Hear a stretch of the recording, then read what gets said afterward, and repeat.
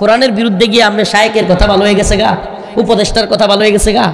হ্যাঁ, এই উপদেষ্টারা এখন কই? যে উপদেষ্টারা হিন্দুদের মন্দিরের সময় এত লাফাইছিল, এগুলো এখন গুজব চড়াইছে, এগুলো নাকি মরে গেছে গা। কেউ কই কয় না মরে নাই, এখন সুস্থ আছে। এগুলো মরলে ধর্মের কি লাভ আর থাকলেই ধর্মের কি লাভ? যায় আসে নাকি? মুসলিম মরে এখন কোথায় এরা? আজকে দেখলাম এক দলের বড় সিনিয়র নেতা, অনেকে তো গায়ে লাগবে কথা বললে, গায়ে লাগলেও টাইম নাই। আওয়ামী লীগ ইস্যুতে যেমন কট্টর ছিলাম ভারত প্রশ্নে, ইসলাম প্রশ্নে, নতুন করে কোনো দল যদি ভারত আমেরিকার দালালি করতে চায় এদের বিরুদ্ধে আমরা কট্টর। কি করবেন এগুলো পরোয়া করি না। আজকে দেখলাম এক নেতা প্রথম আলো আর ডেইলি স্টারের পক্ষে বিবৃতি দেয়, এক দলের নেতা। হ্যাঁ, এখন ওই ইসকনের বিরুদ্ধে বিবৃতি দেওয়ার সাহস নাই, প্রত্যেকটা লেজুর বৃত্তি শুরু করে দিয়েছে। আমরা এদের প্রত্যেককে সাবধান করে দেই, হুঁশিয়ার করে দেই, এদেশে মুসলমানদের দুশ্মন, ইসলামের দুশ্মন, বাংলাদেশ ভূখণ্ডের দুশ্মন। ভারতের পক্ষে সাফাই গাইলে, ভারতের পক্ষে দালালি করলে আমরা কাউকে ছাড় দিব না। নতুন সরকারকে আমরা বলি, এই মিডিয়ার মাধ্যমে বলি, ইসকনকে নিষিদ্ধ করেন দ্রুত দ্রুত, খুব দ্রুত।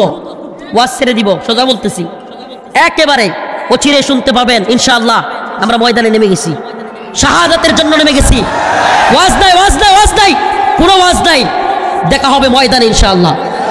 যদি আপনারা ইসকনকে নিষিদ্ধ না করেন, কথা দিচ্ছি ইনশাআল্লাহ বাংলার প্রত্যেকটা জেলায় দাবানল জ্বলবে, দাবানল ইনশাআল্লাহ। এই টাঙ্গাইল অচল করে দেওয়ার জন্য মুজাহিদরা তৈরি আছেন তো? ডাক আসলে তৈরি আছেন তো?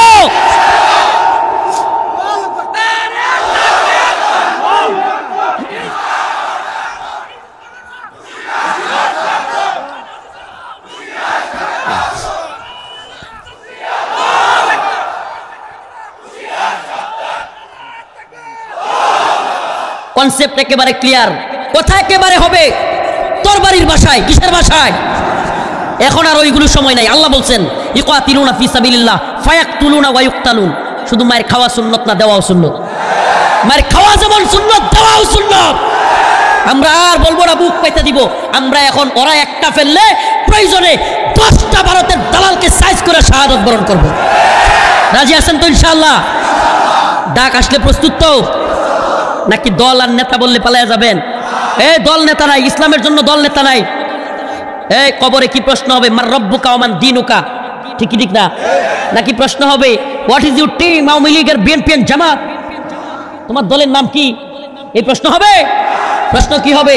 মার রব্বুকা ওয়া মান দীনুকা, তোমার রবকে, তোমার দিন কি? যেহেতু দিনের প্রশ্ন, এই প্রশ্নে নেতার কথার টাইম নাই। এই কথাই, এই প্রশ্নে, ইমানের প্রশ্নে, দ্বীনের প্রশ্নে, আল্লাহ এবং তার রাসূলের প্রশ্নে আমরা কোনো নেতা দল বুঝি না। আমরা মুসলিম, আমাদের পরিচয় কি? এই পরিচয় থাকলে কবরে গেলে মাপ পাবেন। এছাড়া অন্য যে কোনো পরিচয় সার নাই, কোনো কাজ হবে না। অতএব কবরে যদি আল্লাহর কাছে জবাব দিতে চান, সাইফুল ইসলাম আলিফ ভাইয়ের এই শাহাদাতের বদলা নিতে হবে। বদলা টাঙ্গাইল থেকে কেমনে বদলা নিব? বদলা নেওয়ার সুরত আছে, সুরত বলে দেই। ওই প্রোগ্রামে বলতে মনে নাই, এটাতে বলে দেই। টাঙ্গাইল থেকে কেমনে নিবেন? একটারে যদি দেখেন কোনো মালউন যদি চুপ থাকে, এরা বাংলাদেশের নাগরিক, এরাও থাকবে। হিন্দুত্ববাদীরা, হিন্দু ধর্মাবলম্বীরা, আমাদের কোনো সমস্যা নাই, তারা থাকবে। কিন্তু যদি ইসকনের পক্ষে পুষ্ট করে, ঠ্যাঙ্গি ভেঙে দিবেন। টাঙ্গাইলের কাজ এটা, শুধু টাঙ্গাইল না, নেত্রকোনার কাজ, নেত্রকোনার দায়িত্বটা আমি নিজের হাতে নিয়েছি ইনশাআল্লাহ। খালি একটা যদি ইসকনের পক্ষে পুষ্ট দেয়, ঠ্যাং ভেঙে দেওয়ার দায়িত্ব আমাদের ইনশাআল্লাহ।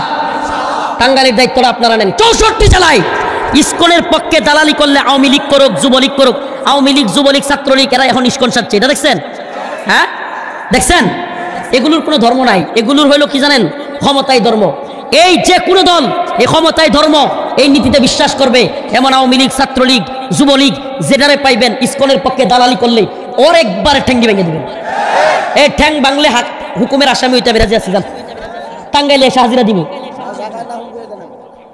আমি কি বলছি? টাঙ্গাইলে এসে হাজিরা দিতে রাজি আছি, কোনো সমস্যা নাই। কিন্তু ইসকনের পক্ষে একটা পুশ দিলে ওটার জায়গায় চাষ করে দিবেন। আজকে ওয়াজ হচ্ছে না, আজকে এখানে ওয়াজ হচ্ছে না। সরাসরি বলি, যদি কারো সংশয় থাকে তাহলে আপনি চলে যেতে পারেন। আজকে এখানে মুজাহিদদের ট্রেনিং চলছে, ট্রেনিং। আমাদের এখন থেকে প্রোগ্রামগুলো মুজাহিদ তৈরির কারখানা, কারখানা। আমরা ওপেন কথা বলে, ওরা যেমন ওপেন কথা বলে ফেসবুকে পুশ দিয়ে আমাদের ভাইকে মেরেছে, আমরা ওপেন বলতেছি। আমি তো বর্তমান সরকারকে বলবো, যদি এদের একটুও গিলু থাকে প্রয়োজন হলো এখন সমস্ত যুব সমাজকে অস্ত্রের ট্রেনিং দেওয়া রাষ্ট্রীয়ভাবে ট্রেনিং দেওয়ার দরকার। হিন্দুত্ববাদীরা কিছুদিন পর পর যেভাবে বাংলাদেশ দখলের ভারতীয় মিডিয়া বলতেছে চট্টগ্রাম দখল করে নিয়ে যাবে, যেইভাবে উস্কানি দিচ্ছে, আমাদের যুবকরা নিয়ে গেলে এক একটা ঠুলা হয়ে গেছে, ব্যায়াম নাই, কিচ্ছু নাই, শরীরের অবস্থা ভালো না, দৌড়তে পারে না। এই অবস্থায় কিভাবে যুদ্ধ করবে? এদের প্রত্যেকটাকে শারীরিক ফিটনেস, ভাই রাষ্ট্র দিক বা না দিক শারীরিক ফিটনেস শুরু করে দেন। ঘোষণা দিলাম, যা হবার আমার হবে ইনশাআল্লাহ। আপনারা ট্রেনিং শুরু করেন। কি ট্রেনিং? শারীরিক ফিটনেসের ট্রেনিং, ব্যায়ামের ট্রেনিং। প্রয়োজনে এলাকার মধ্যে তীর ধনুক বানান। আপনি বিশ্বাস করেন অচিরেই এমন হবে সব অস্ত্র শস্ত্র বোমা নষ্ট হয়ে যাবে, শুরু হবে আবার তীর তলোয়ারের যুদ্ধ। শিখেন, ডাল বানান।